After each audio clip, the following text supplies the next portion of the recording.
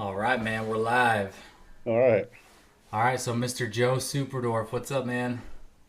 Not much. Just in the middle of breeding season, just getting all my pairings ready to go. And I actually got snakes breeding and as we speak. Oh, So it's a real busy time nice. of the year for me. Yeah, for sure. Right on. Actually, that's one thing we're gonna get into at some point because when I originally first met you, you mentioned it was like right around the Thanksgiving time for you is when things started popping off for you, and that proved to be the same thing for me. So that was good advice. Yeah, yeah. It's since I've been breeding super dwarfs, usually I take a week off in Thanksgiving and that's when I start pairing everything up. But I make sure that everybody's ready to go before I do the introductions, you know what I mean? The cooling down and make sure there's nothing in their gut, and then that's when I start introducing. And usually I've had good luck, knock on wood so far. Okay. So real quick before we start getting into it, plug your. I don't really see you on Facebook much, but I know you're definitely on Instagram. So plug your Instagram and stuff real quick so people can find you. Sure. I'm Joe Ceballos at Joe Superdorf, one word at Instagram. I don't have Facebook, Okay, but I do post a lot on Instagram. smart move. What was your choice for staying off Facebook?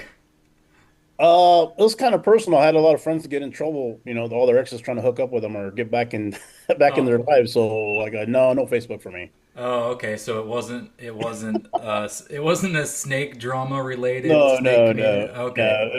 It was more personal, so I'll just stay off Facebook. Oh, okay. Cool. Yeah, I actually today I haven't said this out loud yet to my spouse or anybody yet, but like I'm gonna make a really proactive effort toward just staying off of Facebook, man. Yeah. Just for the it's so easy to get like I try to stay drama free, but it's so easy to get caught up in the drama on Facebook. Yeah, So yeah. I went on a couple of Rick Nation stuff and I look at some of the posts and it just seems like there's a lot of negativity. Like people want to call you out on your animals and stuff like that. So yeah, I'm not about that. yep, that definitely happens a lot. All right, so I kind of want to just tell people how we met. It's kind of a funny story. So I like to scroll on Morph Market, and Yeah. there was it was 100% het pied, and so double het pied albino Hmm. male Superdorf retic. I think it's what 56.25% Yeah, total. Yeah. dwarf and Superdorf total Hmm. combined percentage. Yeah, Yeah. and when I saw the auction, it was at like I want to say like $50 or $100, something Right. really low. So I just hearted it and kind of walked away, whatever. And then I got like a notification about it on Morph Market or something, and it was getting down to like the last couple hours of the auction, and I think I bumped it up to like $100, and then someone else came back in at like 120, and then I was just like, I'll I'll put it up to I think I put it up to 250 or 220 or something, and I was like, dude, there's that snake is worth so much more money. Yeah. I'm not gonna win this. There's no way. And then I got another notification like, oh, there's like 10 minutes left on this auction. So I click on it and I watched it count all the way down, and no one else bid on it. And Yeah. even then, I was in disbelief. I think I messaged you right away. I was like, Yeah. did I actually win this? Because I don't even think I met your reserve. And you were like, yeah, dude, no reserve. It's yours. Yeah. So Yeah. yeah, that's how Joe and I met. Yeah. That's you got a good snake. That breeding came from I bought the original male from Jim Jolly. And yeah, like Okay. he's a tiger, visual pied, 100% het white face, and he's at 37.5%. And that was that was a sire. And the dam is a visual white phase, 75% uh total SDD. So she's 25% Kalatoa and 50% Jampia. So that's how Okay. we got the numbers from that. And So so I did you get guarantee, any I'm sorry. albino pieds out of that? No, because the mother has not het for pied. Oh, So gotcha. so you got 100% het, double het pied albino because the sire is a visual pied and dam is a visual albino. Right, right. Okay. I Well, only, it was a small clutch. It was weird. She laid 20 eggs and I thought and I the veins were strong and all that. and little by little they started dying in the incubator. So eventually 10 hatched, and I was able to get one albino, but I didn't get what I wanted. I wanted an albino tiger, but I didn't. But I got an albino. I got 3 or 4 tigers, and I got some normals, and then I think you ended up getting one of the normals. Yeah, I did. Yeah, it wasn't tiger. Um, was it a first time female? No, she's problematic breeder. She's like 2017. This is her third clutch. She's had multiple clutches, and they all seem like I used 2 or 3 different males with her, and it always seems like the eggs come out okay, but they all died. Most of them end up dying during incubation, but I do manage to salvage around 10.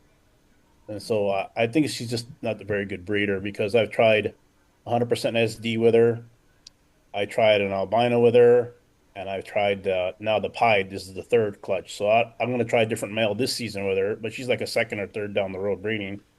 Oh, okay. So I just yeah, she doesn't produce very good, but she's very healthy. She's very huge animal. I mean, 12 foot. I mean that's not huge, but it's a pretty big animal. So I figure I'd get a lot of eggs out of her, but no, the most she's Yeah. ever laid is 20, and most of it ever survived is 10. Oh, interesting.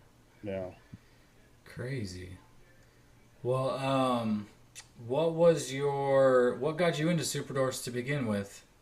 Uh, That goes way back to like 2012. I have a long history with Daniel Solis. We go back about 30 years, maybe 25 years. We uh we met before the internet. There was a publication called the Recycler, and that's how a lot of guys did their training and stuff like that before the internet. So that's yeah, I remember the 58. So, recycler. you remember the Recycler? Yeah, I'd look for Yeah, jobs in so there. yeah. So back in the day, I used to breed colubrids. I did milk snakes, I did corn snakes, I did ball pythons. Well, ball pythons a little bit later. So I posted an ad for corn snakes, and he answered the ad, and we got to met, and we've been in touch ever since he got out of the hobby. Now he does that. I think Jungle Diaries, and he moved to Panama. So Right. his brother pretty much took on the whole thing, the pet stores and all that. But yeah, that's how I got into Super Doors through him because back in 2012, I really got into like I wanted to make this a sustainable hobby. I didn't want to lose money or want it to be a money pit. So me and my wife came to an agreement like, long as you don't lose money on this hobby, go ahead and do it. So that was the plan. So I started getting into ball pythons. I got a ball python, spent a lot of money on ball pythons, and then I started producing a couple clutches. Then I started going to the Pomona Super Show.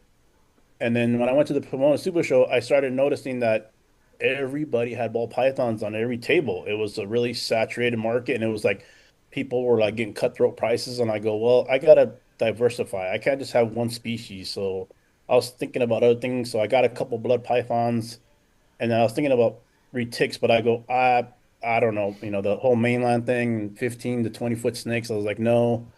And then all of a sudden, Daniel, we were talking. He goes, well, I know this guy, in Travis Cubes. He's like, he's got a lot of snakes, and we got a lot of things coming in. There's a lot of things called Super Dwarf reticulated python. I didn't know there was such a thing. And he's like, yeah, they only max out about 10 feet. And I'm like, wow, and not that big around. The big difference. I'm like, wow, I'm totally interested in that. So, long story short, the first pair I got from him, we just traded. I traded some high end ball pythons for a pair of uh you know Calatoas. It was like because they were back then they're only worth about 400 or 500 bucks. So it was Right. crazy, yeah, how much the prices went up since then. But yeah, that's how I got into retics. I just didn't want to put all my eggs in a basket, so to speak. I didn't want to just do all ball pythons because ball pythons were so expensive, but the prices were dropping out so fast. Right. Yeah, I hear that. I listen to like MJ's podcast sometimes if I run Yeah, out of other podcasts to listen to, and yeah, he's. I hear about that all the time. Like especially codoms, they're 30,000 one day, and then by the week it's just yeah. dropping $5,000 cuts by the week as people start producing them. Yeah, funny story on that, as far as that. When bananas were about 35,000 each, I had a serious talk with my wife. I go, I'm thinking about getting a banana, but I'd have to sell one of my cars. I have a 70 Challenger. I still have it, thank God I didn't sell it. Oh But wow. I was really thinking about selling that car and getting liquid like 35, 40 and going to get one. And thank God I did. I was like, no, I don't know, because all the other I noticed like the spiders were like 5 grand, and they went down to in Mojaves and all that. Everything just basically within 5 years was under a grand. I was like, nah. Plus, the banana is not a codom, you know. I mean, it's a codom, it's not a recessive. So I thinking the price was going to drop real fast. So I Right. decided not. So I kept my car, and I never got a banana. Oh, smart move, man. Yeah, Smart yeah. move. Is your Challenger all mint, like fully repainted and restored Yeah, and all it's a that? plum crazy 340 car, slapstick. It's got the 8 3/4 rear inch grip and all that. So, it's pretty much hot rodded out. That's my baby. I bought that back in 1999, and I just little by little restored it. Nice, man. You'll have to send me a picture of that. I'd love to Yeah, see for that. I sure. Yeah, love the for old sure. Challengers. Yeah, that's the OG. That's the first year they came out with them, 1970. That's the one that they're trying to replicate nowadays with the newer ones, but Yeah, it yeah. just isn't the same. No, no. Well, okay, back to Daniel Solis for a minute. I didn't know that he had pet shops too. I just thought he was just like a garage breeder and someone that was like making trips over to No, Indonesia and yeah. No, I'm really proud of him. He's come a long way. Another short story. There's this place called it's called the La Mirada Swap Meet. Now it's called the Santa Fe Scene Swap Meet. And he used to pull in there with his van and try to sell. He would rent a little space in a flea market, basically a swap meet, and right. he would just try to sell his little animals there, and it just grew from there. And then the last time I checked, I talked to his brother Carlos. I think the family owns 4 pet stores, all brick and mortar pet stores in Southern California. Oh, So he's cool, really man. come a long way. Yeah, really. Yeah, he's self-made man. He's a really great guy. Easy to work with, good deals. He's never done anything wrong with me. He's actually hooked me up in a lot of ways. And he's when I needed to sell some snakes, he's bought a lot of snakes off me. Oh, that's good to hear, man. See, Yeah, positivity. That's what's up. yeah, Yeah, I hear a lot of good things about Daniel. People yeah. name drop him all the time. But he's got the pygmy line, right?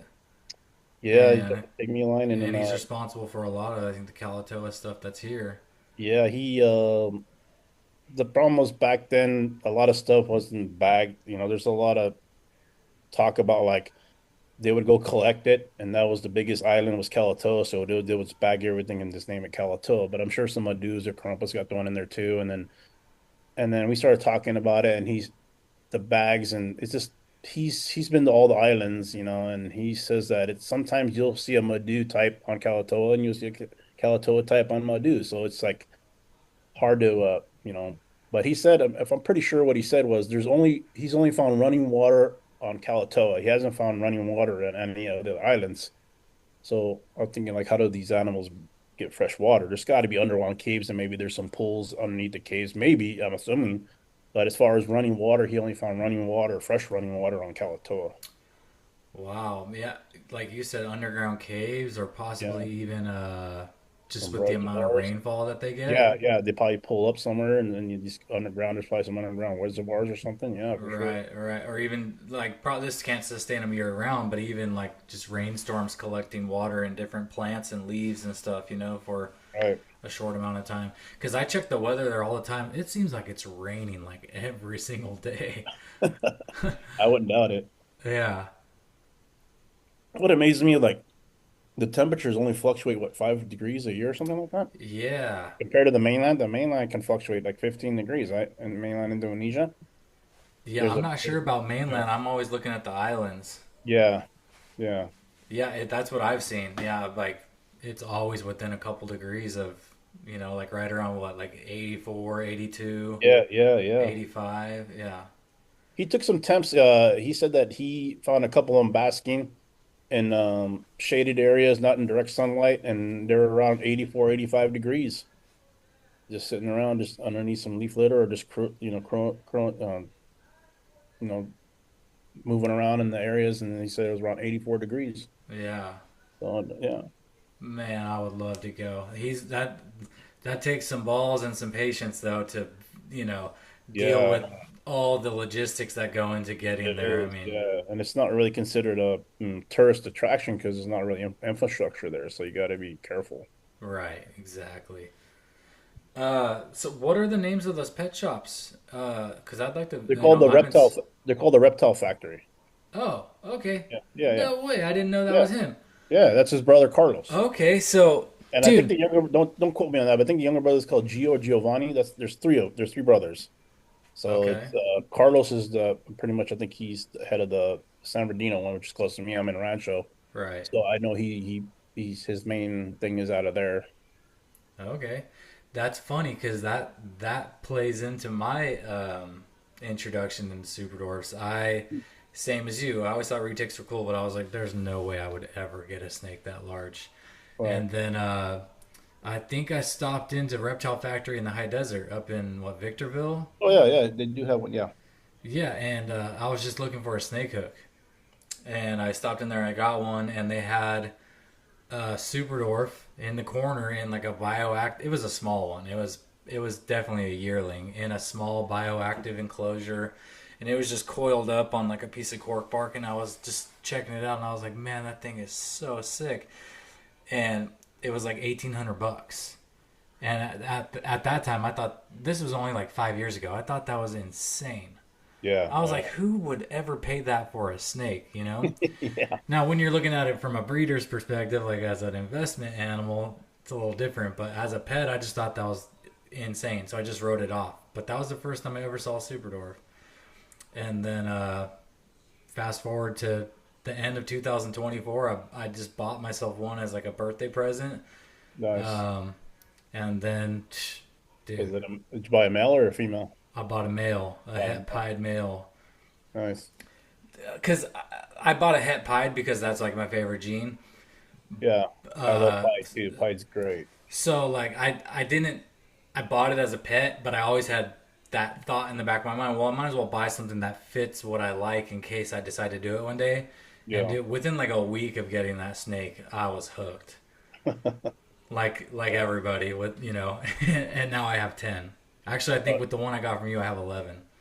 Oh wow. So in a You got it. year, I went from zero super Wow. dwarfs to 11. Wow. Don't grow too much because you might get burned out. That's what happened Yeah. with me with the ball pythons. At one point, I had 60 adults, and it was just me. My wife tolerates it, but I had no one helping me or cleaning me or helping me clean up or feed the animals. So at a while, I was like, "Do I really need 60 adult animals?" And I'm like, "Not really." So yeah, that was another reason why I trimmed down on that big collection and try to get other species to help me. It's crazy. Like Rodney, I heard Rodney say like, if you have different species, it kind of like offsets you just being like stagnant. Like all I have to do is just take care of these certain snakes. The different animals give you different inputs, and the way they act and the way they feed. And it's just cool to break it up sometimes and have a different species in your collection. Right. Yeah. Yeah, I had an albino Southern Pacific. Oh, okay. I Oh, had some wow. some false water cobras. I had a Colombian boa and a leucistic rat snake, and I got rid of almost everything because I just fell in love Okay. with the super dwarfs. Right, right. Yeah, I hear you. So I still got the boa and the rat snake. But yeah, I'm a little male heavy right now. Hmm. So after this season, one of the males that I have, he's siring hopefully the clutch that I'm hopefully gonna have, or fingers crossed I'm gonna get. And after that, I'll be moving him along. And then so yeah, I plan on kind of dialing it back a little bit. But then again, if I have a clutch, then I'm gonna have a couple holdbacks, so I'll be Right. right back to 10, probably 10 or 11 after some Yeah. holdbacks. So That's my dilemma. Like, how many can I hold back? And then you hold back and you hold back, and like pretty soon you're like, whoa, my collection's just doubled. right. Yeah. Yeah. So as long that first year they stay small enough you can kind of keep them and while you think about things and figure things out Exactly. and Yeah. then you got to make some decisions before they start getting too You- big. Yeah, you do. But sometimes you get attached to them, 'cause they For got their own sure. they all got their own personalities and stuff. Definitely. So speaking of the Calatoas you got from Daniel Solis, how many lines of Calatoas do you have? Because it looks like you got a really nice like pure super dwarf lineup. Yeah, yeah. I have this one, an F1. He was sired by a wild caught DM Exotics, possible het Annery. He's also silver phase or that whole silver phase, green phase stuff. I'm still kind of working my way through it, but all I know is that I've seen a lot of Calatos that have the typical orange eye or reddish eye, whatever you want to call it. And then I seen some right at birth come out with the silver eye. So I always been drawn to that silver eye. So whenever I go out looking for a calato or a pure super dwarf, I always try to see if I can find one on that. That's my color spectrum scope. That's what I like. I like that deep silver grays. I don't for some reason I don't really like the high greens or the high yellows. I don't know why. I guess I'm just different like that. But I really like almost like an exotic looking animal. And I've produced some animals that are super dark. And I'm putting two of my darkest ones that I've put together that I sired back in 2020. And these things almost look exotic, like zero yellow. And then when they fire up, they don't even fire up that much. Like I don't know, like they're dim forever. I don't know. It's weird. They're really super dark. So I'm just curious to see what polygenics transfer into those super dark, pure super dwarfs. But that's one male. He's a DM exotic that I got from Daniel, and the other ones are Daniel Solis slash TK line that I got from him too. So I'm currently working with three different lines. Oh, okay. Yeah, I've seen those on your Instagram. They are very silver and black. I like Yeah, it. Definitely. Now that you say that, it does kind of have an exanthic appearance to it.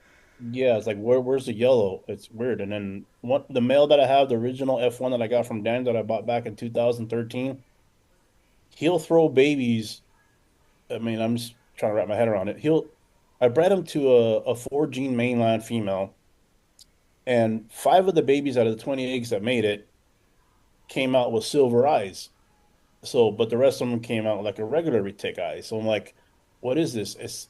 I'm pretty sure it's not anery because she doesn't have the anery gene. At least I don't think so. If the guy that I bought it from, he would have mentioned it because the price would have went way up, right? All A four right. gene animal that's 100% anery is a lot worth a lot more than just a four gene regular mainland. All right. So I was thinking, okay, what is this? So to solve that problem, I got a 68.5 visual anery Phantom Tiger that I got from Eric Lee. I'm going to put it back to that mainland this year, but it's like the third breeding. I don't even know if it's going to work, but if it does work and they do produce viable eggs, I just want to prove out is she definitely het for anery or not anery, and that'll solve the question of whether he's het anery or nothing or not. Right. I'm pretty sure that it's just a polygenic trait that he just randomly spits out these real silver babies that come out with silver eyes. Right. So I'm just trying to work my way through that. I don't, it's pretty cool stuff though. It keeps me interested in it. Yeah, and that's cool. Like if it wasn't coming from both sides, that's cool that he's able to just just from the sire side, just be able to throw that Right. eye color like that. That's pretty cool. Exactly. So it wouldn't be recessive, right? It would be a codom or just like a polygenic trait. When you breed white horses with black horses, sometimes you get black and white, sometimes you get all black, sometimes you get all white. It's just so I think the way I think it is, I think it's just a polygenic trait where he'll just throw some really dark babies with silver eyes right off the bat, and some of the babies will come out with regular orange eyes. But the rest of the snake didn't appear anery. It was just the eyes.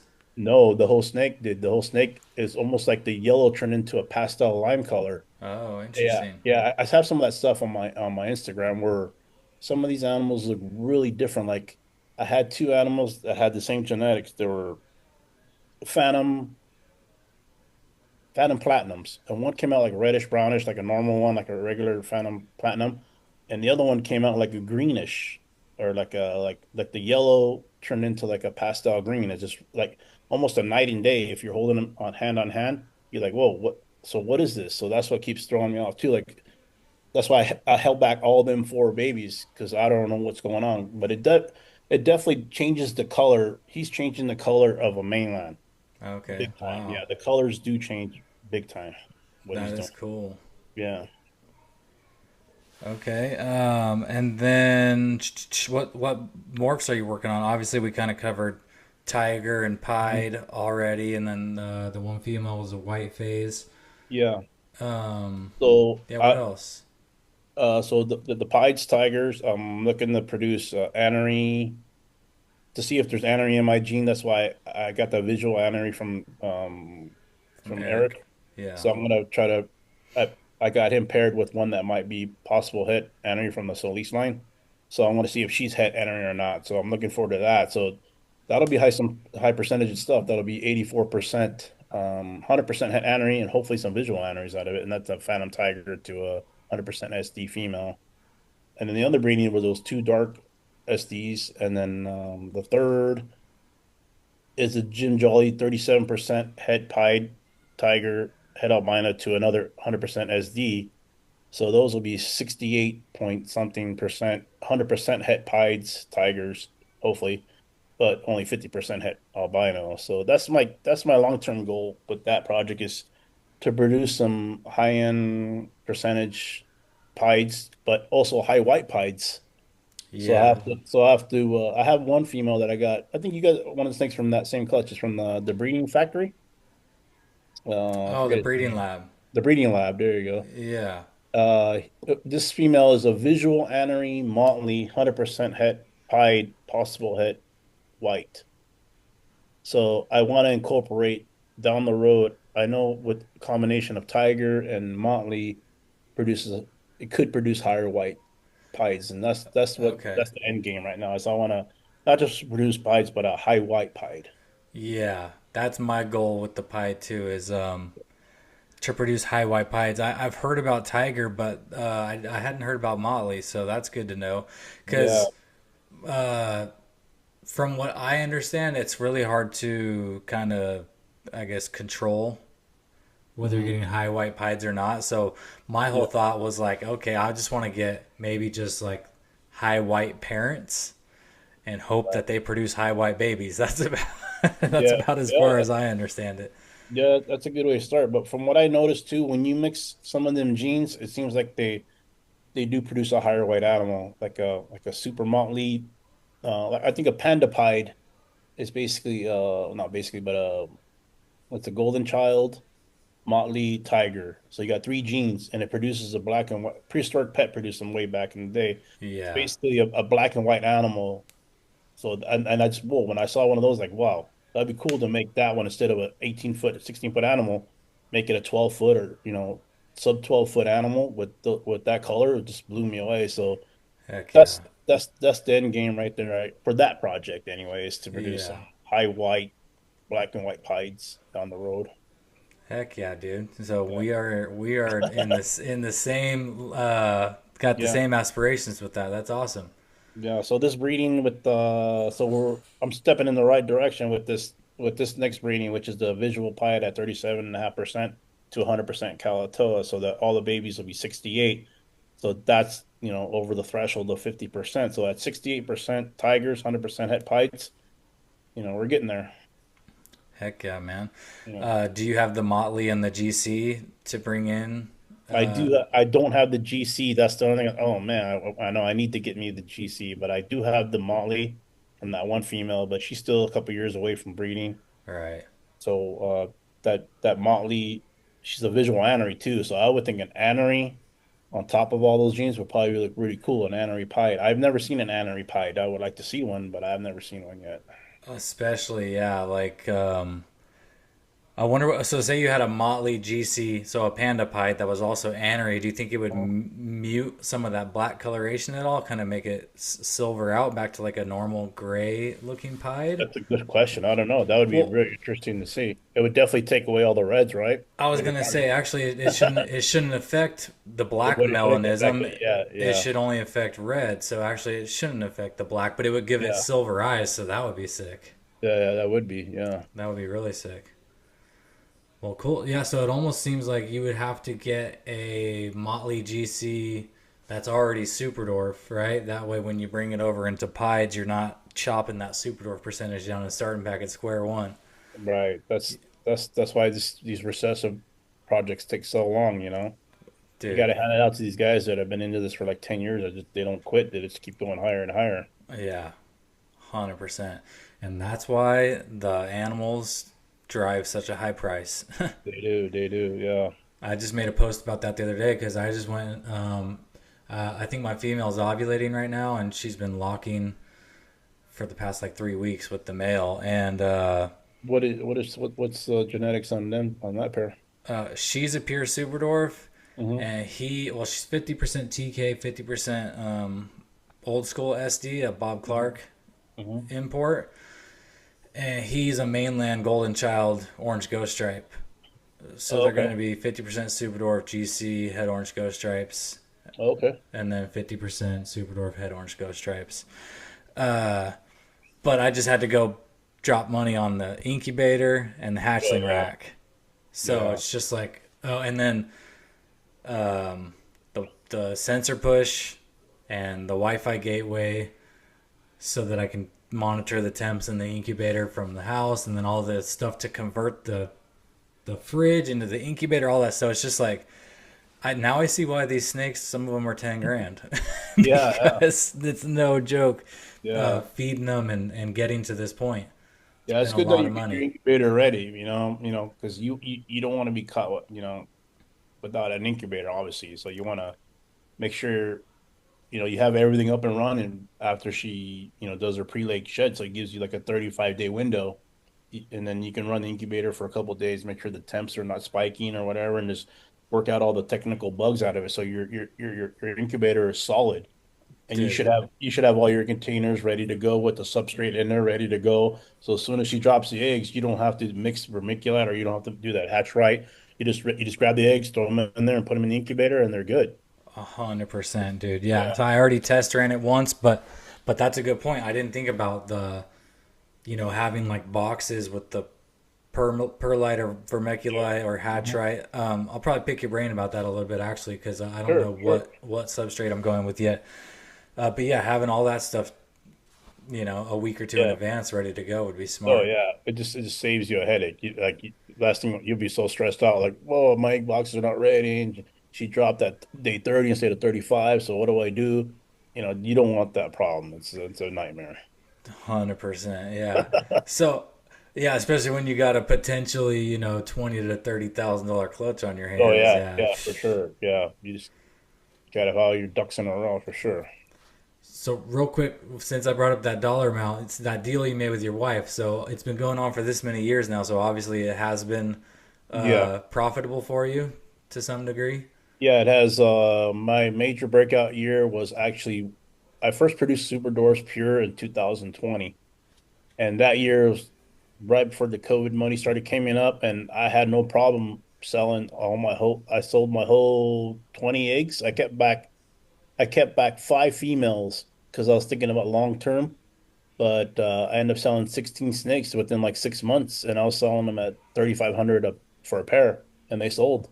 Wow. But I've never been able to get that price again. It's generally dropped off. I know some people want to keep saying like I want 3,500 a pair, but I don't know. Unless you have a really documented pair that's super rare. Mine was just SD, TK. I I don't see them fetching 3,500 a pair anymore. I might be Oh, wrong, but I dude. don't know. Yeah. Okay. I spent. So I have an Eric Lee Pierce Superdorf. She's 50% TK, 50% Oh. Kalatoa. Mhm. Now she's already 3 years old when I got her, so that plays into this. But I paid 3 grand for her, Okay. and then But she was my but she was already 3 years old though, right? yeah, That every year you never lose money on a female. right, They go up every year from okay, hatchling to adult size. Unless and she's born out 10, 12, then you shouldn't buy a 10, 12-year-old female.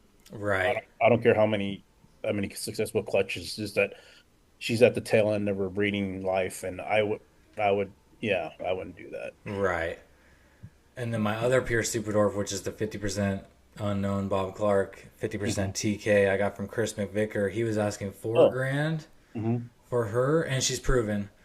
hmm And he sold her to me for 3,500. So when you say 3,500 for a pair, I'm like, yeah. oh, but mine had age to Babies. them already, Yeah, yeah, yeah. and the one from Chris, she was proven, so that's worth a lot of money Yeah, right yeah, there. right, right. Yeah, I could see a proven female going for easily 5, 6 grand, or a Yeah, 4-year-old, 5-year-old virgin that hasn't been never been bred. I can see fetching 5, 6 grand for a female of that yep, caliber. Definitely. yeah. When I was shopping for those two, I there were $5,000 and $6,000 Kalatoas popping up on the regular, and Mhm. within a day or two, they were gone. Yeah, that's a very rare animal to, yeah. Yeah. Male's a lot easier to find a proven breed or 5 to 6 years old, but a female that's never been bred 4 or 5 in the prime and just starting her breeding life, yeah, it's very hard to find something like that. For sure. For sure. Okay. So we went over your projects and where you want to take them. So it sounds like Pied is a big part of your focus and taking that percentages up with that. Um, what about your like production? If you don't mind me asking, like, you Sure. said you're anticipating like what, 3 clutches this year you're aiming for, or was it 4? Uh, there's actually four that are breeding right now. Uh, some of them are first time breeders, so you never count your eggs before they're hatched, but everything looks right. The females stop eating. They're fired up constantly. I noticed that like if they're fired up, usually after a meal, 72-hour window, then they go back to being their normal self. But these females have been constantly fired up for about 10 to 12 days, 14 days. So everything's looking good. I introduced the males the second round, same males, same females, and there was some more lockups, but now I see the male kind of like in his own little part of the enclosure. He's not in the feet in top of the female anymore. That's another good sign. That means like, he's probably done his thing or she's given off a different scent or whatever. Fingers crossed on that. So that's four breedings that I'm concentrating on, and two of them are pure. Two females are pure, back to pure males. One is the pied clutch back to a pure uh, Super door. SD, right? Yeah. And the fourth one is the Eric Lee 68% Annery Phantom Tiger to another 100% SD.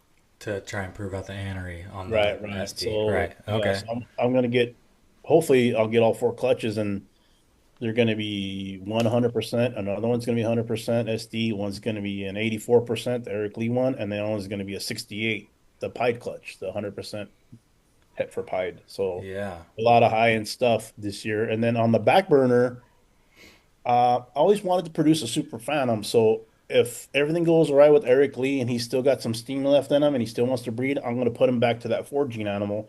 She's a visual Phantom Platinum Sun Tiger. So that way I'll have Super Tigers if it all goes well and Super Phantoms, 100% anery, but the percentage is going to be low. It's going to be a 34.25% animal, just chop Yeah. the 68. He's a 68.75 animal. You cut that in half, and that's what I'll Right. get. But I think that clutch would be okay too if you offer them at the right price, because a lot of like what I noticed when I did bolt pythons, a lot of people like white snakes or high white snakes. I'm one So of them. yeah, so I like white snakes. So a super phantom with a pretty good decent percentage, 34%, I think, plus 100% head anery. I think that would sell that if you did it at the right price. And that's the key to this market is don't price yourself too low because people get mad at you, and you can't price yourself too high because it's hard to move a snake. Right. Yeah. Super Phantoms are sick, man. I aspire to make.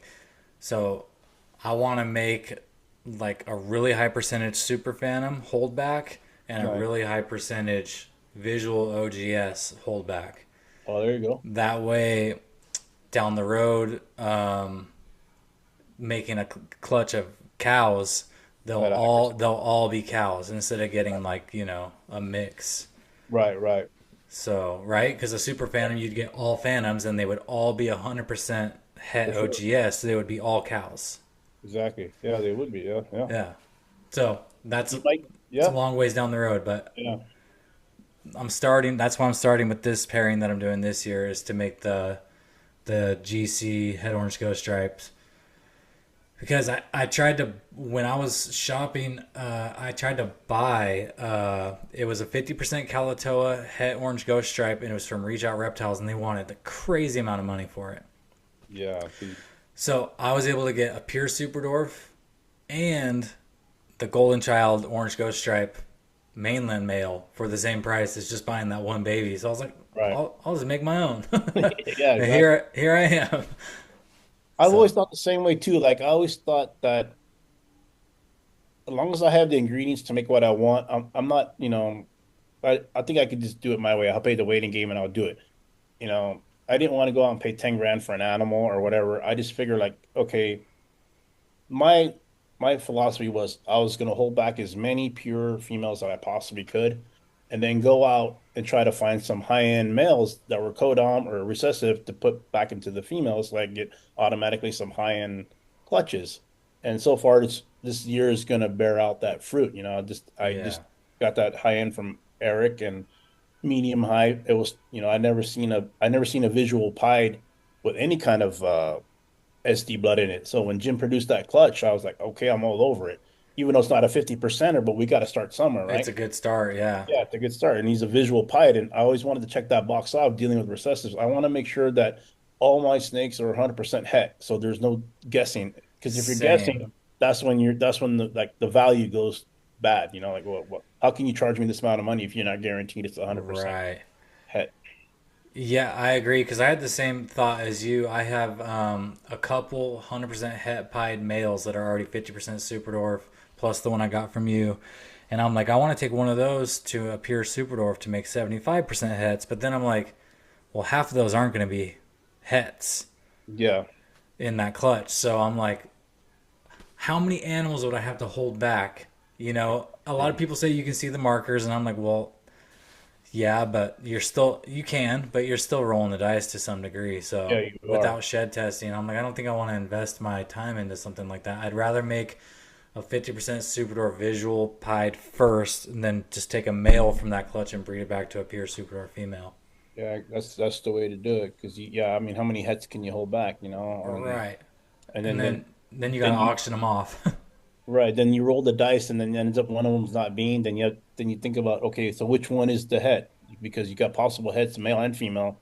So you think you got it. It's just a nightmare. It really is. But I was going to ask you, what do you think about that shed testing? I think it's a good thing. Some people frown on it, but I would love if there was shed testing. That would definitely be a game changer for the retic community. Yeah, I would love it too. That would be awesome. Cause say for example, like I only have one female that's 100% het pied. Mhm. So say I did make those 75% pos hets and I held two of them back, and I can only run one of them to her per season, right? When she cycles to try and prove one out. So say I picked the wrong one, well, I just wasted that whole season. You did. And then I wait till the next time that she cycles to run another one back to her. And what if they both don't prove out to be hets? And then I just wasted all this time. I got all these snakes that aren't worth any money. Yeah. And I don't want to just overproduce irresponsibly like that. So I'm like, I'm just gonna wait, get the visual, and then we'll go that route. Yeah, that's the way to So, do it. but yeah, the to your question, 100% the shed testing would be sick. I know some people frown on it because they just think people need to put in the time, and I see that, I get that, but hey, why not eliminate control the things you can control? Why not? Right. I think it's a good thing because it'll save the breeding thing. And maybe some people don't want to move the hobby along fast enough, but I'm all for it. Like if it helps the hobby move it along, and we can sell, 100% heads, that'd be great.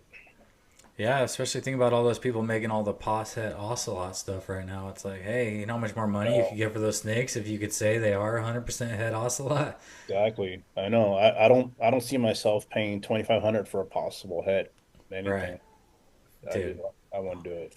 for sure. Same. Jim Jolly, he's up in Lancaster, right? Yeah, he retired. He sold his whole collection and he moved to Thailand, so he's no longer in the retic game. Just like over the last year? He's been trying to do it for the last couple of years and he finally did it. So yeah, he sold the last few animals that he had and he Oh, moved to okay. Thailand. Yeah, good for him. I mean, he's been doing this for a long time. He's strictly a mainland guy, and for some reason, he just said that he inherited some TK stuff from another breeder that just here, come and get my stuff. And which is sad. Like he said, when he got these animals, they were in really bad shape. Like they're emancipated, and he's just like he brought them back, and then he was just like, well, I got to use these snakes for something. So that's when he started that project. If I had him, if I heard remember what he said, that project's a good two breeding 6 7 year project to produce that visual 37% het pied tiger. Oh, wow. Yeah, and also a slim chance that it's post het anery. So that's another reason why I got that visual anery female. So I got to try to prove that out on him. So that's another big scenario thing. Like, I got to try to prove it out. If it's possibly there, that'd be great. Yeah. Do you But it's a like long the shot. do you like the snow stuff? I do, but my vision of a snow, not to offend anybody, is an exantic albino, not an anery albino. You know what I mean? Because when you look at a snowball, it's pure white, right? It has no yellow. All right. So there's no xanthic. I know there's no xanthic that I know there's no xanthic gene in the retic community. But so when I think of a snow, I think of a pure white animal, and usually some of them have a different some tend to have more yellow, and some have a less yellow. But I do All like the right. snow. But if I was to do the yellow, I would do a lot of selective breeding to minimize the yellow. And I don't know if that's possible or not. But I think with my silver line, or not my silver line, but the Calatilla silver line, silver eye, and they're already polygenics down the road, we're reducing that yellow. I think you can produce a high white, high silver snow. I really think you can. I'm not really into doing that project, but I think it's Yeah. possibly do it. Yeah. Same. Yeah. Maybe snow isn't the best name for him. I kind of agree with Yeah, that. But my thought on it too, and just like you, not to offend anybody, but like you have this really high contrast animal with an albino, especially like yeah, a purple or even a white. White has really good contrast, the white phase albino, and then you take the anery and throw it in there, and it just kind of it mutes that contrast a little bit. yeah. It does. So it gives you a lot less contrast. I think a normal purple albino, I would take that over a snow for sure. Yeah, But those are pretty cool. What do you think about the T positive stuff, the Indo caramels and the mochas and all that? What do you think about those stuff? What do you think about those jeans? I see some that are really cool. Yeah. Uh, but overall, not really for me. I Okay. like you were saying, I like the all white snakes. That's why I Right. like it's like super phantoms, pieds, and cows are like my top three, Yeah. and then the purple albinos, I really like those too. They're cool. And then of course the motley GCs, the all black snakes. Yeah, they're distance off the hook. So like, I can just imagine like a Motley GC, but then you throw the pied on top of it, so you would have an amazing dark patches on top of a white snake, a high white snake. That would like whoa, that's pretty cool. Yeah, have you seen that snake called the Mona Lisa? No. Dude, I'm gonna have to send you this. Yeah. Um, where is she? I think she's on. Let me check on the pursuit. But another one I really want to get into is Aztec, man. What do you think Aztec about the Aztecs? Aztec's a trippy gene because if you put it with the wrong thing, it kind of seems like it takes away from the Aztec from what I'm seeing. Okay, let's see if you can see this on here. Okay.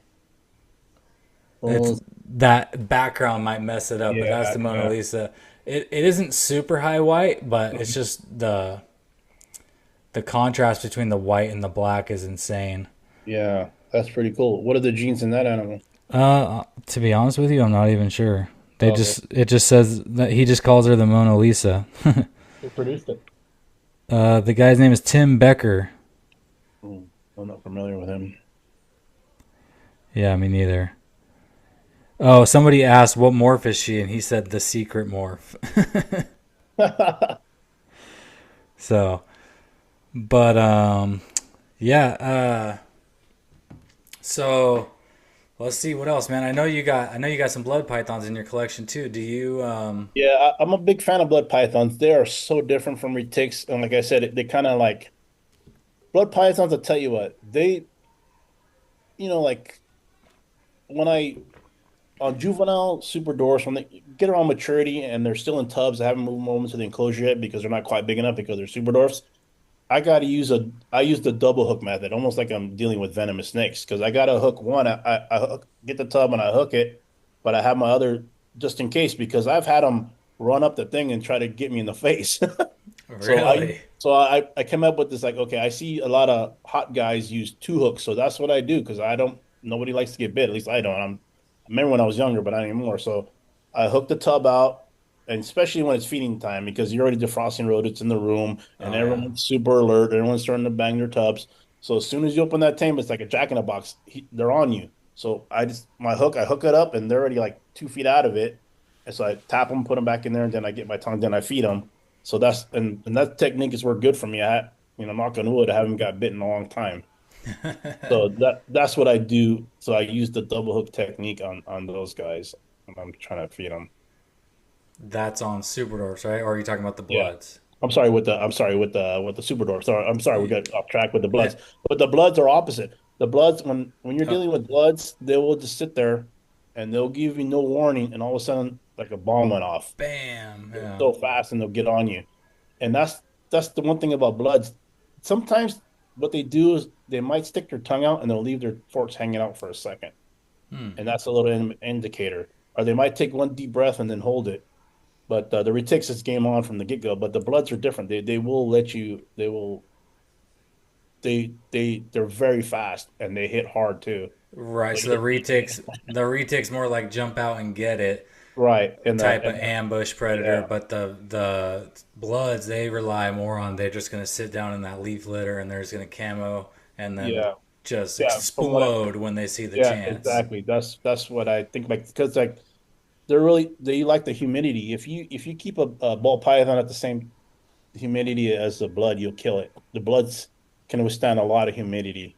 It's Hmm. crazy how much humidity, and they prefer the humidity. They really do, and they consider their temps. I keep them lower than I keep my retics.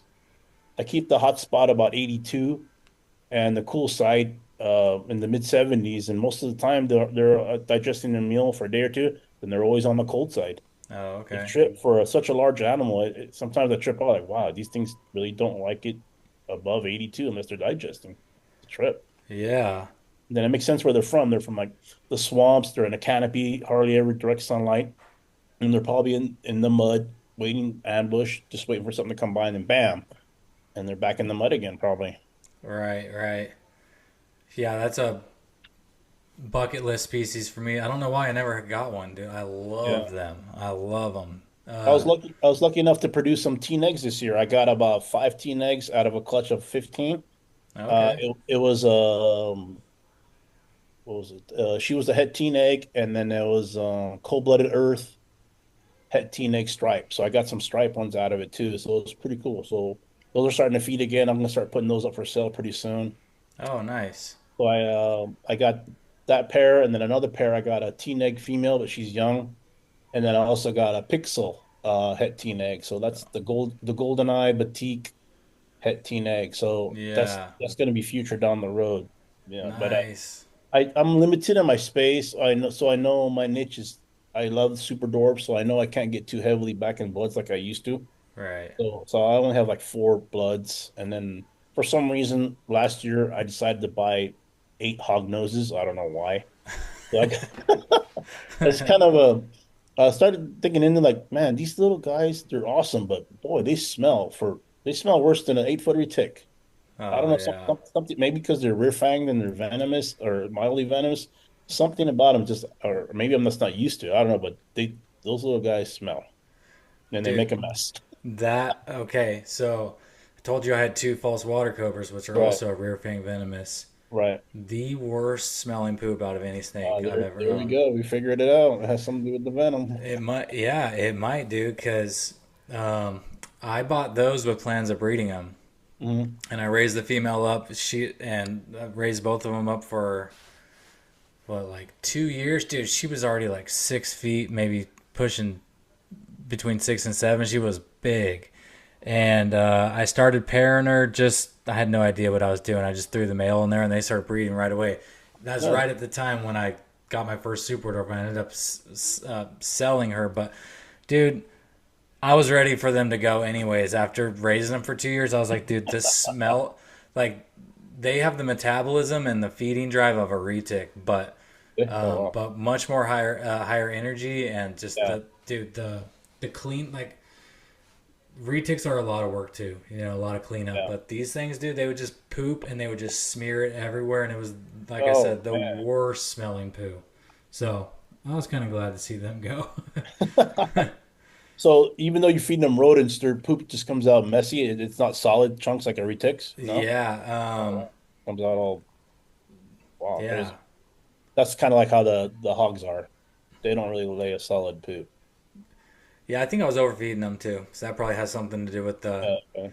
because the guy at the I got him from Triple L, Oh, you and did? he's like, dude, just every I just asked, how often should I feed them? I told him I want to breed them, blah blah blah, and he's like, oh, dude, if you want to get her up to size, he's like, every time she poops, feed her again. Well, she's pooping like every 3 days, so I was feeding her twice a week. Oh, wow. Yeah, I didn't know any better. I should have done better Yeah, research, but I think that might have something to do with why she was pooping so much. But yeah. The uh, more calorie intake makes sense. Yeah. yeah, and she got big quick. Oh wow. So um, you never got eggs from her. You moved out before they. no, yeah, they were breeding. I don't know whatever became of it. I sold them right as that was happening. So, Oh, okay. and I've actually tried getting updates from the guy, like, hey, did she ever become gravid? Well, and he just won't text me back, so I don't know. You know how that goes. Yeah, yeah. So I wanted to ask you a little bit about your breeding strategy. Sure.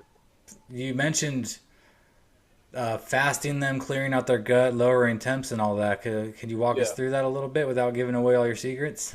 No, sure. So the main thing that I've noticed, uh, I've read a lot of animals in my since I've been doing this, since I was I don't know since in my early teens, and I took a break from it. But I've bred berms, I've bred balls, I've bred corn snakes, you name it. I pretty so I always figured like if I put my mind to it, I can breed anything, within reason, So, but the super dwarf, that's the one that I got the most frustrated with. And I'll tell you why. When I first got the retics, everyone was saying, well, the female should go 4 or 5 years, because they take a little bit longer and the mainlines go about three. So I was feeding them good. I got her up, the female got up to her about 7 feet, 4 years old. I'm like, okay, she's ready. I fed her a lot, took her off the food, cooled her down, put the male in there, nothing happened. That's year four. Year five, same thing. I'm like, year five, what am I doing wrong? I go, they still don't want to, the male want nothing to do with it. She would not ovulate. So I'm like, okay, I was this close to dumping my SD collection. Like, okay, I finally met my match. I don't know how to breed these things. So Yeah, year six, I put them together, and finally she took. So I was like, wow, it takes that long. And I know some people can breed them at 4 or 5 years, but for what I've noticed with my collection, the females that I have in there now are 2020. I put them together and nothing happened. So they're already 5.5 years old and they're finally going to take. So they're taking after their mom. And I don't want to push my animals. I don't want to make them obese or anything, because I think that shortens their reproductive life. So with me, it takes about 5 years for these females to go.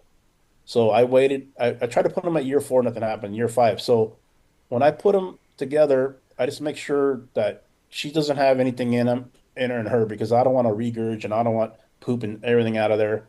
So I introduced the male into the female's enclosure, and I sit there and I watch. And what I've noticed with my super dwarf, and it's a small sample size. It's only two different bloodlines that I have produced so far. My male never arches.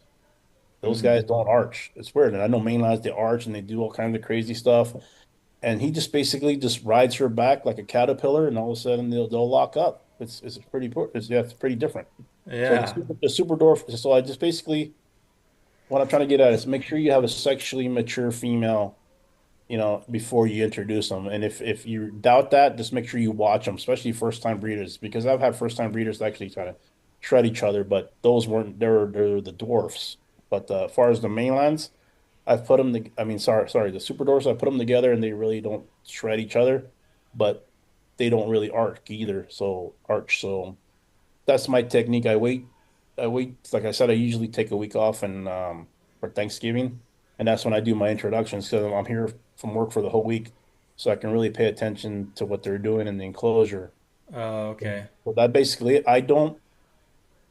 I feed them kind of heavily for like a month or two before I take them off food, and then I I put them back together, and then after they're done, and I think she's about to ovulate, I might offer a small food, but they usually don't take. That's when I know they're ready. But my whole thing is to get her ready. I don't want to just like, okay, she's borderline heavy enough, because it takes a lot of Adam when they ovulate. Each egg weighs 100 grams plus 20. So that takes maybe a third out of the weight, maybe even more. So Oh, it a takes ton a of lot out calories of. to build that. Yeah. Yeah, it does. So they got to have a lot of fat reserves on them. So you got to make sure your female is in prime condition, because I think in nature, if they're not big enough or heavy enough to breed, why would they breed? They're risking their own lives. You know what I mean? If they get impacted or they're not, they might slug out. So you just want to make sure your females are in great shape. The males, you can be a little bit iffy on them. You can keep them lean and mean, which is probably the way I do it. I don't want to keep them too big, but the female, I think, is a critical part of to produce super dwarfs. Is they got to be old enough and they got to be in great shape. So are you mentioned about them firing up? Is that one of the main signs that you look for? Like they fire up and they stay fired up, and that's They kind of like do. one of your cues that it's They ready do. to go. Yeah. After I introduced the male, I've been lucky so far in the because the one female she's produced four. She produced three clutches in a row, and then I gave her a year off, and now she's producing one more, and then she's gonna hopefully produce another with a different male. With her, once she fires up, she'll go on the hot side and she'll stay on the hot side and she'll refuse food, but she'll basically stay fired up for a week or two, go back semi-normal, and then right when she's about to lay your pre-lay shed, about 30 to 35 days, usually it's closer to 35 days, she'll get super fired up. And when she's actually laying the eggs, the fire up is out of control. Like, whoa, like this thing is super bright, like how do you turn this thing on? Where's the batteries at, right? Yeah. So yeah, that's the thing is they do really fire up the females. Oh And wow. the males will fire up too once they're in the breeding mode too. But it just seems like the female seems to be glowing once she's actually gravid. Yeah, mine is so dark it would be seems like it would be impossible to tell. To tell she gets fired up. Yeah. Yeah, she's just super dark, dude. She has like no silver on her. Nice. What was there most was it browns, greens? What is it? It's Just like just blacks? brown and black. Brown Yeah. and black. Wow. Yeah, she's wild looking, dude. She almost looks. Everyone's like, "Is that a Halma or a Ternate?" And I'm like, "It's 50% unknown, so we don't know." But Hmm. yeah, she is dark. What color are eyes? I want to say brown. Oh, okay. That's funny. You would think I would know, but yeah, I think they're like just standard, like retic, like kind of orangish Oh yeah. brown eyes. Oh, okay. I don't know Yeah, how well you can she see is her. dark. Yeah. I've heard of that one line. Some people call it the black pastel. It's kind of like a unknown 100% super dwarf, like they call it. Some people call it the black pastel. Yeah, I've heard of that. Yeah. I think that yours kind of reminds me of one of those animals, a really dark animal with a Yeah, lot of black. yeah, she's pretty unique. I like her, and Yeah. she's a really cool snake too. But Yeah. the so I was talking with Brian Watkins from Hell Creek, and Oh yeah. I was like, I just kept waiting and waiting and waiting for her to just go off food, and he's like, why are you waiting for that, dude? he's like, Yeah. I have females that are like about to lay eggs and they're still eating. I'm like, oh Yeah. well, damn it, that was like the thing I was waiting for, you know. So now I got to figure this out a different way. And he's like, well, just pay attention to the males.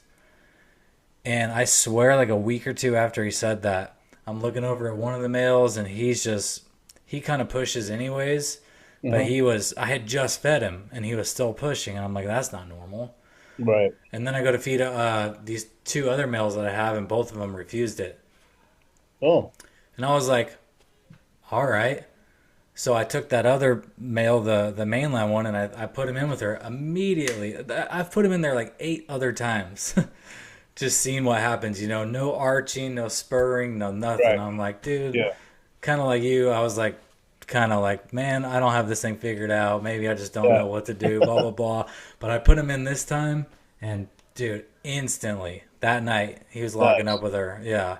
And he's pretty much been in there ever since. I've caught them locked up, I think 4 times now, 3 or 4 times. Nice. So, and That's what I noticed too, is when they're ready, they will lock up almost immediately with probably within an hour or two. yeah. It's really crazy when the female is ready. Yeah, I was thinking it was going to be like a middle of the night kind of thing. Like I'll have to Yeah. watch like a 12 hours of camera footage to try and see it. But no, it was just like, bam, he got it done. Yeah. That's good. And she is looking massive right now. Oh, So, really? yeah. That's good. So I think it's happening. So you got your incubator up and running yet, or are you still Yeah. picking? Oh, you did? Nice. Yeah, I ran it for a week and then I unplugged it. Okay. Only because I don't have any heat tape. Mm. And that's what I want to run in there. I just had heat Right. pads. So I just put heat pads in there just to see Mm. how it would hold temperature and humidity and all that. Yeah. So I just test ran it with that. Um, so now I got heat tape. I just need to get back out there and swap it out. And Nice. so yeah, once she has her pre-lay shed though, from that day forward, I'm just gonna keep it running. Nice. What have you got your egg containers ready to go or what? I don't. Oh, okay. I don't. So I figure. So she just shed a week ago, which I think was her pre-ovulation shed. Hmm. So I figure I got about less than 60 days till Yeah. eggs are on the ground. Right around 60 days from now till eggs are on the ground potentially. So the Yeah, clock's because ticking. she's got to give you a pre lay shed too. You know what I mean? Right. Right. Yeah. Which, if my calendar's right, if she's ovulating right now, which I think she is because she's looking huge, Hmm. then about 30 days ish from now, she should have her pre-lay shed, right? It's variable, but yeah, that sounds about right. Okay. The one I really concentrate on me is just the once I already see the big ovulation and she kind of shrinks down almost to normal, and you can see like the eggs kind of spread out a little bit. Then Right. that's when I look for the pre-lay shed. So I got to have all my ducks in order when they do the pre-lay shed because I know 30 to 35 windows the eggs are going to be on the ground. So Right. that's the shed that I concentrate on is after they ovulate. Right. Yeah. Yeah. So that's what I'm looking for now is that pre-lay shed, and then Yeah. I'm starting to get everything. Yeah. All my ducks in a row now, so that, like you said, once that pre-lay shed happens, there will be no more variables. Everything will be set, ready to go. So whenever she drops them, boom, we're set. So she's the proven one, right? From McVicker? Yeah. Okay, and how about the Yeah. male? Is he proven? He's not. Oh, okay. He's about to be 4 years old. Okay. I think I have to check, but sometime in the middle of 20, or sorry, in the beginning of 2026, he'll be 4 years old. Oh, okay. But he's a mainland, so he's pretty big. He's a 10-foot snake. So, Oh, okay. and he's sperm plugs like crazy right now. Like when that was another sign. Oh, yeah. Never got any sperm plugs from him. And I was like, dude, I think this snake is broken because I got little tiny. I got like a 3 year old 80 something, and it's from Rodney. It's 50% ternate, Uh-huh.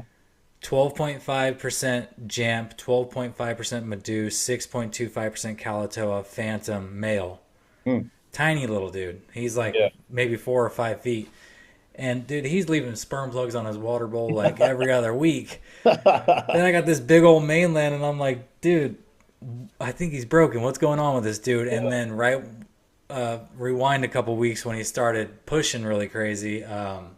I soaked him, and sure enough, there's a sperm plug in the water bin. That's So weird how they drop my males do that too. They drop a lot of their sperm plugs in the water. yeah, That's I think it turns him on.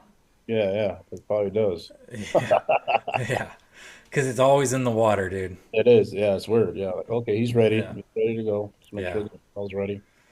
yeah. And he's been arching. He's a mainland, so like you were saying, he arches. So when I put him in, he Yeah, started yeah. arching. So What are you going to use for your incubation substrate for your egg containers? I don't know. Uh, I was thinking perlite, but you said vermiculite. I use vermiculite because I'm old school, but I also use Hatchite with success too. So Hatchite is just open the bag and just throw it in there and go. You know what I mean? But the vermiculite, you have to mix it your own. Sometimes don't people don't want to mix it their own, but either one works good. Oh, so I never use perlite because I've heard if you don't get the mixture right, they tend to dry the eggs out. I don't know if it's true or not, mm, so I just want to side on the err on the side of caution, and just I usually like to just mix my own. So I usually do the vermiculite. okay. So Hatchite's already wet. Yeah, it is. It's ready to go. Oh, okay. But it's kind of expensive. But if you want, I mean, how can you put a price tag on a high-end clutch? But Yeah, I yeah, I like to do things myself. Like I don't want nothing left to chance. So what I end up doing exactly. is I end up buying a bunch of these little cheap things from Amazon where they have a hydrometer. So I actually put the lead inside the egg box. So I want to know that I have at least 75% humidity in that tub. Right.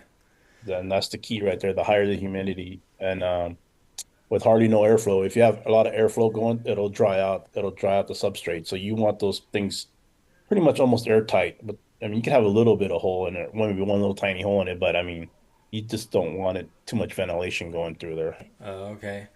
Yeah, I agree about I don't like leaving things to chance or just rolling the dice. Like one time I went fishing and it was like a 3 or 4 day fishing trip down into Mexico, and I'm like running late, like got off work, had to like drive to Newport to catch the boat, blah blah blah. Well, I hit Bass Pro Shop on the way and had them put line on my spool, and I never do that. I always do it myself, you know.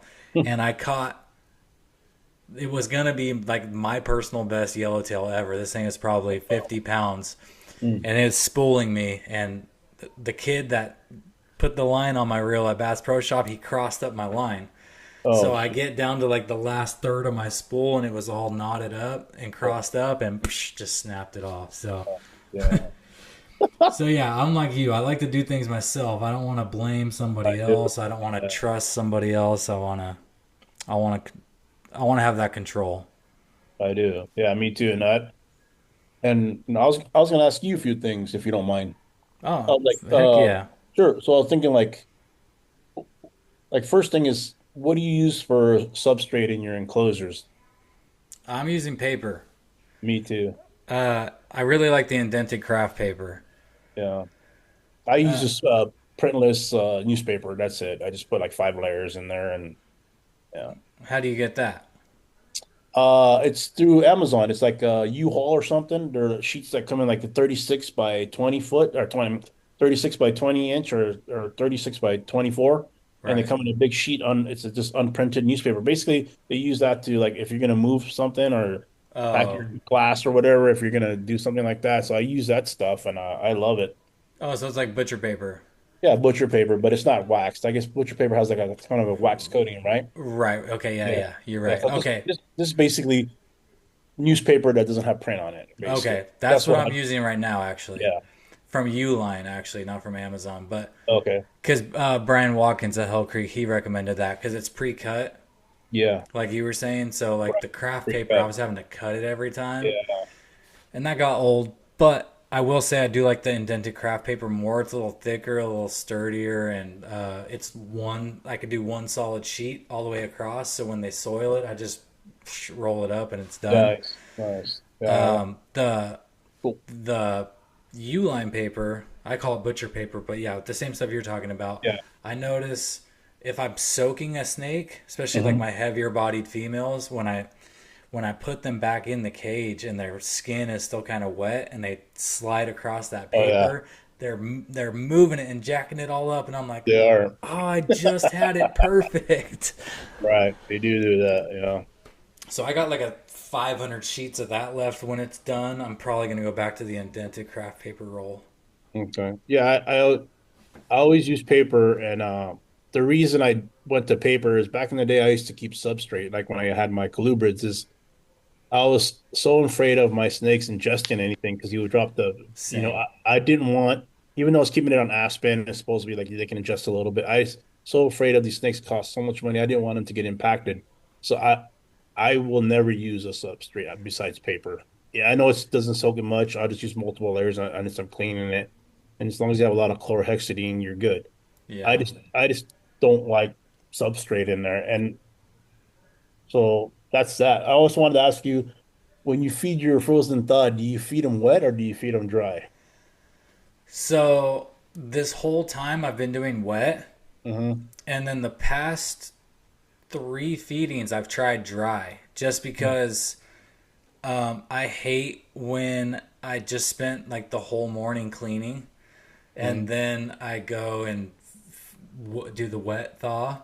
Yeah, And then it's like a, like a 4 pound rabbit or something, and it yeah, just, dude, those things hold like a gallon of water, yeah. I can imagine. and they just now I got rabbit juice all over the paper. So the past three times I've done dry. I just have to remember to think ahead and to Yeah, do it early yeah. And you can thaw them out overnight. If you got it in a bag. Just that's what I do. I thaw my rodents overnight. in the fridge. Yeah, in the fridge little by little. Then I bring them back out, and then they're ready to. And then I make sure they're at least 70, 72 room temperature before I feed. Yeah, my wife would kill me if I put them in the fridge. So Yeah. I would need like a garage fridge for that, and I don't Yeah, have that's one. what I So got. I got a garage fridge and a garage freezer that's just dedicated to the snakes. right, I got the freezer for the snakes, but Yeah. I don't have the fridge. So and then I'm in the garage too. So once I start defrosting, it's Uh, game over. I can't do anything with the snakes from that point forward till I feed them. You know, so oh, I can't go in and clean. I can't go in and change waters yeah. because they're fired up and they'll kill you. That was another thing I was going to do. I never clean and feed on the same day because that same reason. If you ever ticks, you know why. Right. It's game on. Like it's feed mode. Yeah. But right now, I gotta, after we're done here, I gotta go feed some snakes. But they're in the yeah. I would never clean.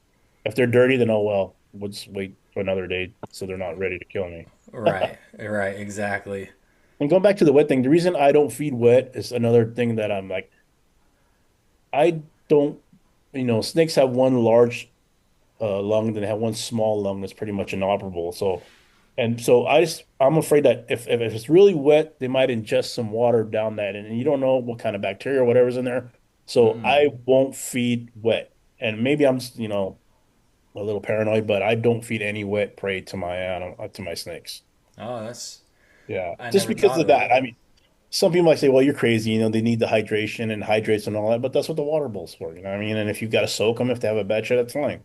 Right. I just don't. I know some animals, I mean, anacondas, they actually eat feed in the water, and I think Right. bloods are probably, but and maybe even a tick too, But I just don't want to take that chance. So I just rather, like I said, back to err on the side of caution. I won't feed wet. Yeah. No, that's smart. What is that called that they stick out when they're eating? Is the epiglottis or the Yeah, yeah, yeah, yeah. Yeah, trachea? yeah, it's part of the trachea, but there's a special word for it. I, It looks like a little straw, right? It just comes out and it right. just hangs. But if that thing's mucked up, and so imagine, And there's dripping but water and yeah, so imagine if the worst case scenario, you're on wet substrate like an aspen, and it's soaking wet, and then it's dripping water, so you got the double whammy. It's gonna ingest that, and what if some of that wet substrate goes down then it goes into the lung, then that thing's done. I'm not saying it's right. done, but it's got to have a problem with that, It might Yeah. get RI or something. So like no, no substrate and no wet feeders for me. Um, so when I was younger, I lost a ball python to impaction Oh, from you did? like a Oh wow. cypress bedding. Oh wow. Yeah, and I took it to the vet, got X-rays and everything, and they were like, you could see it clear as day on the X-ray. Like Oh here's the wow. blockage, and just everything behind it was just packed in. Oh wow. Crazy. And that snake ended up dying. So my big female, who I think is gravid now, or is at least ovulating right now, I fed her a big chicken one day, and this is like 2 months ago, maybe 3 months ago, and I thought she was building follicles. I'm like, oh yes, it's happening. No, dude, she was just it was from that damn chicken that I fed her. It Oh, backed her she up just with all those backed her up. feathers. Oh wow. Yeah. Yep. Crazy. Yeah. Yeah. So I gave her a good warm soak, and then watch out, here it comes. And I was like, oh, okay, she wasn't building follicles. She's just backed up with feathers. Right. So, Well, I'm glad she passed it. Yeah. oh, dude, I was freaking out. Yeah. I don't. What do you think about? I know a lot of people have horror stories about feeding pigs. I don't even want to go down that route. I won't feed pigs either. Oh, see, I've only had one person warn me about pigs. Everyone else is like pro Well, pig. really? Brian Watkins with Hell Creek, he's like, dude, just don't even mess with pigs. Yeah, I heard it's really messy. That's what I heard too. I've fed a handful of pigs over the last year. I haven't had any problems, but I'll How does their I'll err stool on the come out? side of caution and take other people's advice and don't do it. Yeah, Uh, does it I, mess? That's the only I reason I won't do it. If it came out like a rat poop, then yeah. But I heard it because the hair or something about not having the hair on the animal. It just right, comes out real watery, and I don't feel like cleaning up diarrhea. yeah. I only did it for one meal, and then I'd be right back on rabbits or Oh, rats. okay. So I didn't experience anything weird like that. Mm, But maybe if you were feeding them pigs every meal or a couple yeah, meals back to back, then maybe that would be a problem. yeah, probably. Yeah. But for me, no, I didn't experience that. Oh, okay, that's good. Yeah. So what are you? Just rabbits and rats? Yeah, just that's it. Just small rabbits, but rabbits are getting so expensive. Like the last years, it's probably been all rodents. Do you have a Yeah. hookup for rabbits? I did. There's a lady in Hemet. Mm, She's a meat rabbit breeder. I mm. found her through Facebook. Um, I don't want to throw any shade her way, but just, dude, I just started getting these. The way they were like just thrown in like a bag and Oh wow. just kind of they'd have hay stuck to them still, and I'm just kind Oh of wow. like. Yeah. So then one day I went to her place to pick up rabbits instead of her bringing them to me, and I saw her barn where these rabbits are bred, and I was like, I'm "Yeah, good. I'm not buying rabbits from you Right. anymore." Yeah, Yeah. yeah. I literally told her I text her like the next time I was supposed to get some. I was like, "Hey, I got enough to hold me over for a while," so, and I just haven't talked to her since. Okay. Yeah, I I had the means to breed my own rodent colony when I lived in my other house, but I don't here at this house. So uh I would recommend anybody if they have the means to do your own rodent colony or rabbit hutch because you can just control the feeder so much and you get fresh animals and you know what's going into your snake. When you buy from somebody else, you really don't know unless you trust that but person. I love Lane Labs. They're a little bit on the expensive side, but their rodents are so clean and I mean, I Are they bought from other local? Lane Labs is up north somewhere by Paso Robles or something. Okay. Yeah, I usually get the biggest ones. They get the jumbos. If you buy 50 of them, I think they give them to you for 525 and it's free shipping each. So Oh link, wow, yeah. So it's pretty hard to find a really large rat for under $6 these days. So but Ling Labs, so dude. yeah. Yeah, I actually, dude, I think that's cheaper than what I've been paying because I've been going to Cold Blooded Cafe. Yeah, cold blooded. I used to do cold blooded cafe, but it seemed like their prices went up a little bit. And I was doing the big cheese for a while, but the big cheese, I used to do rodent, so I know when the rodent is not kept in a very clean environment, when their tails get Right. the tails get all mucky, like Yeah. they've been moving around in their dirty bedding. Their tails are not clean. When you get them from Maine Labs, the tail is super clean. Like, wow, these things are really maintained well. Yeah, that's what I like about Cold Blooded Cafe. They have They're their really clean animals. super clean. Nice. This lady I was getting the rabbits from in Hemet. That's another thing. If it was say it was like a gray rabbit and had like a patch of white somewhere, like Mm. some of the patches of white would be like tinted like green from Oh them wow. sitting in their own Oh, poo. oh wow. So that's dude, that's yeah. That's another thing. It's Yeah. not worth the risk. No, it ain't. So a mammoth rat on Cold Blooded Cafe, 824 each right now. Holy shit. What were you saying? A jumbo? No, the biggest ones you can get. They call them jumbos at Lane Labs. Yeah, they're 525 each, and they're huge. They're a pound and a half rat. These things are like little raccoons. Do you know how many grams that is? A pound and a half? The shit.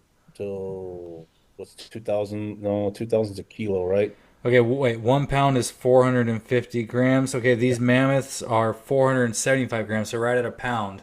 Yeah, these are bigger Oh, than that. These are about 800, 900 grams. okay. So this is 824. So okay, I'm gonna put in this website right now. What is lanelabs.com? Yeah, yeah, Dude, that is awesome. I'm gonna save that. yeah. And then look up their jumbo prices. You have to buy at least 50, which we go through a lot. 50 is not a big deal. Right. But if you buy the 50, it's free shipping. And the last time I bought was like 3, 4 months ago. I gotta have to buy pretty soon, right after the new year. It was 525 for the biggest ones they got. And So some of these guys, 525 times 50 rats, that's 260 bucks. That is a good ass deal right there for and sure. if you Google like Lane Lab codes, sometimes you can find a 10% off code and you just punch it in there and you can save on some of the shipping too or the taxes. So Awesome, man. yeah, and I recommend their rodents is really good. Heck yeah, we're gonna have to get you sponsored. There Maybe they'll sponsor the podcast. you go. Yeah, yeah. Lane Labs get 20% off. Well, right on, Joe. Hey, man, we're at about almost an hour and a half right now. All So, right, cool. um, yeah, just retention wise, people fall off probably around an hour. So, Yeah, exactly. yeah. But dude, it was really nice talking to you. No problem. And yeah, dude, we'll keep in touch, and it sounds like we're working on similar projects, so maybe we can do some collaboration or something in the near future, and Yeah, sure. I mean, for hopefully, the pites, you can always use different pipe bloods. You know what I mean? Like you're working on pies, I'm working on pites. right. Yeah, that's cool. Definitely. Yeah, I don't want to, I don't want to inbreed. You want to avoid that as much as possible. So bringing in different Yeah, lines, different blood, for sure. Well, thanks for your time tonight, man. no And problem. yeah, dude, keep in touch. I will. Thank you very much for All having right, me. everybody. So you want to follow him on Instagram? It's Joe Superdorf. Correct. And it's Joe Superdorf on your Morph Market, or is it Joe Ceballos on your Morph That's Market? Joe Ceballos on North Market. All Yeah, right, so Ceballos is Ceballos. correct. All right, brother. All right. Hopefully we'll have some good clutches in the May. The running starts hatching in May, and we'll have a lot of variety this year. Hopefully. Yes, sir. I wish you the best of luck with your season, boss. All right, you too. Keep me in touch with that female. Okay. All Sounds right. good, man. I'll keep you updated. All right. Take care. All right, bro. Have a good night. All right. Bye.